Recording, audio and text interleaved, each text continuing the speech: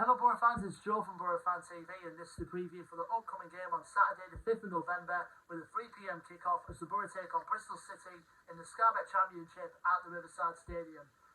Well, another away win came under our belts and Michael Carrick finally got his first win as Boro manager in that win against Hull. It was 3-1 down at the MKM Stadium and it was a game we did well. We pretty much dominated the game. I think, to be honest, Hull were pretty mediocre throughout the game, and because after seeing a couple of Hull City's responses on the socials, I think we were the better team by the looks of things. And we certainly did that in the first half. I mean, we got the goal around halfway point of the first half. Good link-up play between Johnny Howson, Isaiah Jones and Tommy Smith on the right-hand side to tee it up for Chuba Akpom, who is definitely a man in form at the moment, to score against the club where he spent a spell on loan 6 years ago.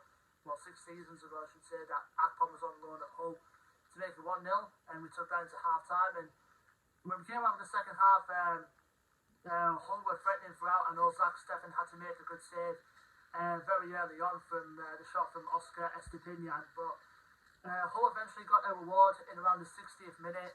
Of course, Cyrus Christie, ex-Boro player, of course, made a run on the right-hand side, and again, Howson with a misplaced pass. I mean, it's terrible defending again on this occasion, and we didn't much put a challenge in until Cyrus Christie took the shot, took a wicked deflection, it was looped over Zach Steffen, and then Hull got the equaliser to make it 1-1. But 3 minutes later, we were back in front.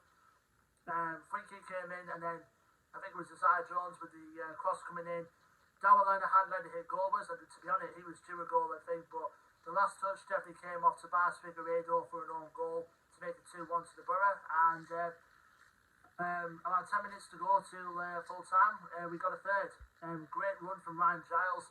I mean, he took the shot and then it was another own goal. This time it came off Cyrus Christie for an own goal, but tremendous run by Ryan Giles to set that up. And we came away with 3 points, and again, Michael Carrick gets his first win as Boro manager.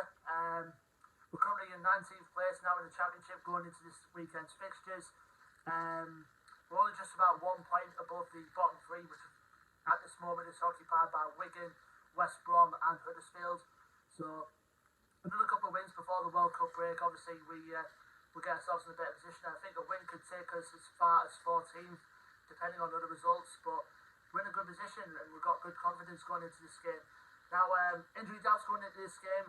Duncan Watmore, who hasn't featured for the last couple of games due to injury, it's still a doubt for this game with his injury. I don't know what the diagnosis of that is. If anyone else does know, let me know in the comments. But that's the only injury doubt I think I know going into this game. And some good news as of recording, as far as international call-ups go, we've just found out that Hayden Hackney, who's been in tremendous form since he came to the side, well, put in tremendous performances, should I say, has been rewarded with a call-up for the Scotland under-21s for their friendly they've got coming up against Iceland. Now, Hayden Hackney, to understand, obviously he was born in Redcar, but he qualifies to play for Scotland through his mother, who was born in Edinburgh. So again, congratulations to Hayden Hackney, and I hope he does well for the Scotland under-21s. Now we're going to our opponents this Saturday, Bristol City, who of course we know are a tough side to play against, whether home or away.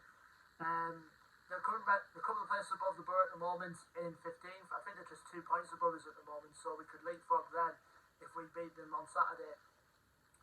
Bristol City's record going into this game is played 19, won 6, drawn 4, lost 9. Last game out for them, they lost 1-0 at home against Sheffield United. Of course, Bristol City are managed by former Boro captain Nigel Pearson.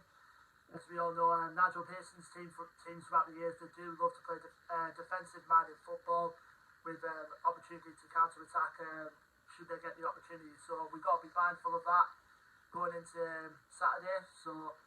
And they've got some good players to Bristol City, I'm not going to lie. With the squad they do have very decent players. Now, the one to watch out for, in my eyes, in my opinion, is having a very impressive season, coming straight from their academy themselves, and is currently their second top scorer so far this season, is Tommy Conway. Now, Tommy Conway, like I said, is a product of the youth academy, but he's got 6 goals to his name so far this season for the Robins, and he's a good prospect-like player. I mean, I think he's around the 50s on FIFA, but in real life, he's really producing the goods for Bristol City. I've been really impressed with him.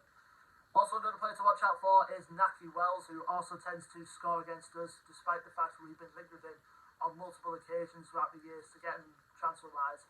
So we've got to watch out for him. Also, Andy Vyman as well. He's doing well in his 30s now, but he's still a very good proven championship player, is Andy Vyman. Another player I've been impressed with as well for Bristol City has been Alex Scott. The last couple of seasons, he's been a key role in the Bristol City midfield. And also Zach Viner in the defence as well. So they're a really good solid outfit at Bristol City. Like I said, we've got a very defence-minded manager in Nigel Pearson, of course. All Boro fans remember being the strong, inspirational captain that he was back in the mid-90s for us. So it should have the makings for a tough game. I mean, every time we play Bristol City, they've always been tough. Last time we played against them, towards the back end of last season at Ashton Gate, they beat us by 2 goals to 1. I mean, it was a very poor game and probably one of the games that cost us our chances of getting into the playoffs last season. I think Anthony Semenyo and Andy Vyman got the goals for Bristol City that day, and we just got a late consolation goal later on through Matt Crooks. So, like I said, Boro fans, it's our last home game before the Qatar World Cup break, so we need to rev the boys on and produce a good performance before going into the next 2 games we've got before the World Cup break, which are both away from home. So it'll be a good way to, and also it's Michael Carrick's first home game at the Riverside as well, so should give him a warm welcome. And also, just to add to the news as well, that Chris Kamara is going to be at the game tomorrow going in. It's going to be coming out at half-time because of the gesture we made, with the sign that we made for him regarding his condition as well against Rotherham back in September. And hopefully most of the Boro fans are coming out to clap along for Cammy when he comes out at half-time. So should make a good atmosphere for our last home game before the World Cup break. So leave your thoughts and predictions for the game in the comments below, Boro fans. Don't forget to like, share and subscribe as always. Our social media links will be in the description below. And until then, I've been Joe from Boro Fan TV, and I'll see you on the next match preview video, which will be for the game on Tuesday, the 8th of November, as the Boro head back out on the road as we head to Bloomfield Road to play our rearranged fixture against Blackpool. Until then, Boro fans, take care, stay safe, and up the Boro.